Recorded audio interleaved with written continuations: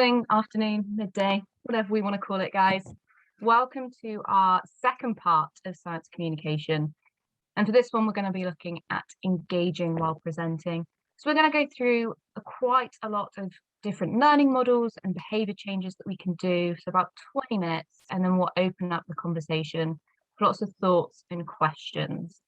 If at any point you're struggling to understand or you want me to go over anything, just sort of raise your little hand in the comment box and we'll go through it again. So to understand what it means to learn, we have to think about our mental model or our cognitive map, which enables our participants to retrieve information, add on to different ideas and concepts, and draw these in to help us solve problems. So the learning process begins with a sensory perception of information. So we either see it, hear it, read it, experience it, sometimes even smell it. The more attention that we pay to this, the more likely it is that the information will trigger something that we already know. And so bringing that memory from the long-term memory to short-term, where we can use it, develop it, and expand our knowledge, which will then go back into our long-term memory and be stored. So as a science communicator, our goal is to get the audience to understand. So we're going to look at a couple of different learning models and how they can fit into environmental education. So the first one is the social learning theory behavior, or the social cognitive theory. And this is the way people learn in a social context through observation of others and the consequences of their actions. So by watching a model behavior, reproducing that behavior, and comparing the outcome with what they originally saw. Now, model behaviors can be intentional or otherwise, and this is why we see a lot of sort of young children being smokers because their parents were smokers. That's sort of an unintentional model behavior. And these can help us look at different perceptions. So learning from social learning theory can allow people to have different perceptions, values, and interests that are learned from each other with a new understanding of the issue. So lots of different facilitated learning that can promote this theory can include things like democratic structure, open communication, diverse participation, multiple sources of knowledge, extended engagement, unrestrained thinking, constructive conflict and facilitation. And this is where we see it a lot in conflict management and managing multiple stakeholders. We do a lot of workshops where people can get a better understanding of each other's perspectives, which will allow them to do that learning through facilitated and social learning to allow them to get different views from each other. We next have inquiry learning. This is a teaching method to cultivate our curiosity and is most commonly used in science education. We see it a lot in STEAM and STEM teaching. This type of learning, learners actively ask questions, engage in an experience, and seek information that is used to make sense of the world. There are two main types. You have guided inquiry, where the educator asks questions that lead students towards discovery. This usually starts at the beginning of a process because they might find it a little bit easier to then be guided at the start. And then we have something called pure inquiry, and this is where learners ask their own questions. And it's not so much about the answers, but predicting and figuring out how to answer that question, lots of hypotheses and things like that. So educators who use this practice know that the world is ever changing and just teaching information is limiting because that information may become obsolete eventually. So inquiry learning is not merely about asking questions to engage learners in discussion. Likewise, it's not simply about allowing learners to ask and answer questions themselves. It's about using questions to guide curiosity so that the learners can sort of depict how best to answer that question. So for example, you could say, why do you suppose there is more water in this pond in November than there is in September? Answering yes or no, or there's more or less, is not really inquiry learning, but promoting them to ask questions like, how could you find out what's influencing this? That's inquiry learning. You're really guiding them through that process. So inquiry learning combines asking questions, hands-on learning, and experiential education.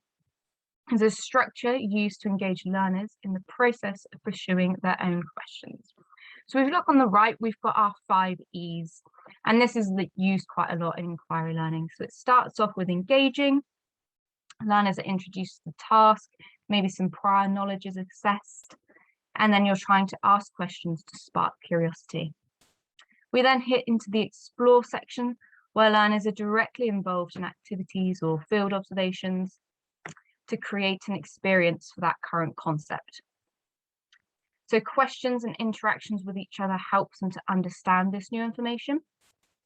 We then hit the explanation portion, where an instructor provides information about the concept and sort of how you could use that idea in abstract thinking.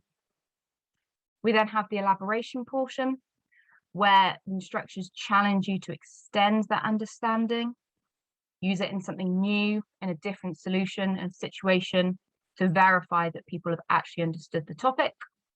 And then you have the evaluation, where instructors employ assessment techniques to monitor how much people have learned. And students can also do this themselves, you know, on a scale of 5 to 10, how easy was that concept? Do we understand it?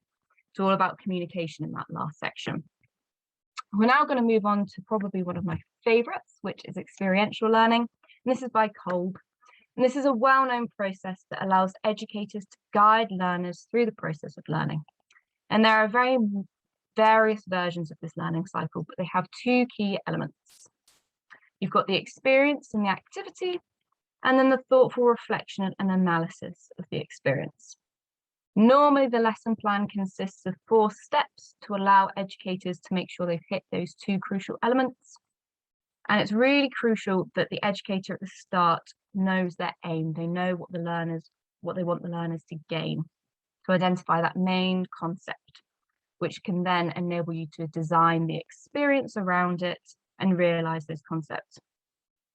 So again, like before, the start process is an introduction, explaining the experience or what's about to happen, with the following 3 steps as a strategy to allow learners to reflect and accommodate that information.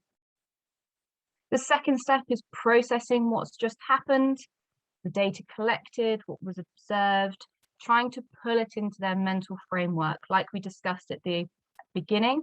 Experiencing the information and developing that memory will allow you to keep that knowledge stored for a longer time. We then hit the generalization stage.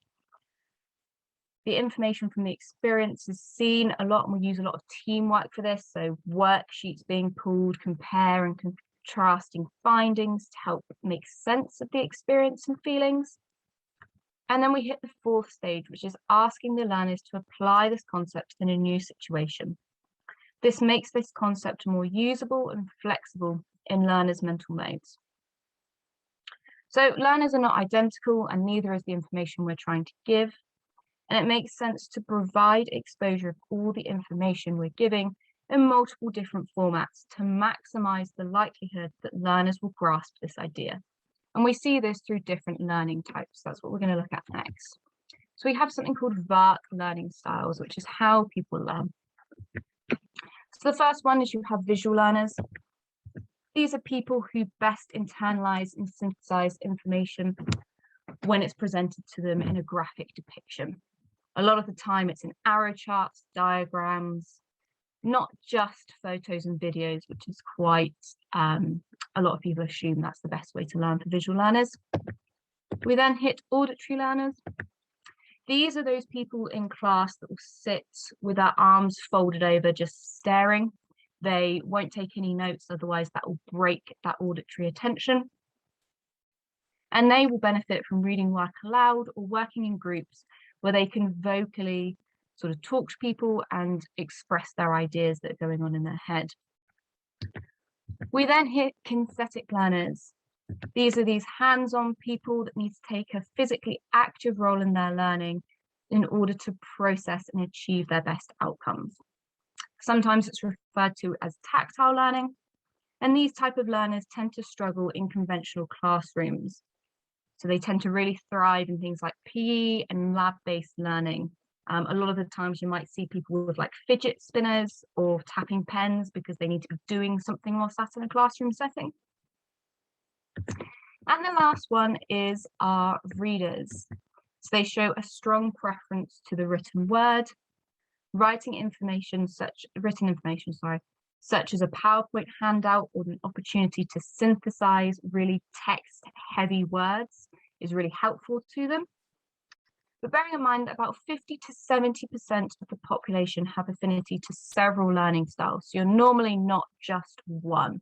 For example, I'm very much a kinesthetic learner, but I also really like to have notes. So I like to be reading and writing things as well. So normally you have about 2 or 3 that you really firmly affiliate to. So we've looked at some learning theories, and I just want to talk about very quickly is some communication models. So the way in which we are communicating with people. Now, this is a bit of a rabbit hole, so I'm only going to touch very briefly on 2 of them. But basically, there are 2 types of communication models. You have singular and circular. So the first one we're going to look at is a very singular, a very linear type of communication. And this is Laswell's formula of communication. So it starts off with a communicator. So for example, let's give the BBC or BBC News. And they say, their message is commenting on the racial slurs that we've been experiencing after the England squad lost the Euro finals. So the medium is how they've communicated that message, and that's through the medium of TV or the news. To whom? The receiver, that's the public. And with what effect? Well, hopefully people are aware of what's going on and what can happen in the future. So this is a type of interpretation and how we can use mediums to get that information across. However, as I said, this is a linear structure, and unfortunately, this hasn't got any feedback. So that effect at the end, we're not sure whether or not it had an effect because we haven't got any feedback loop or system to understand whether that message was received. So feedback is crucial to understanding if a message was understood or if it was diluted by noise, which I'll talk about in a second. The issue with this communication theory, like I said, is that it's linear, which means we don't have that feedback loop between the educator and the participant.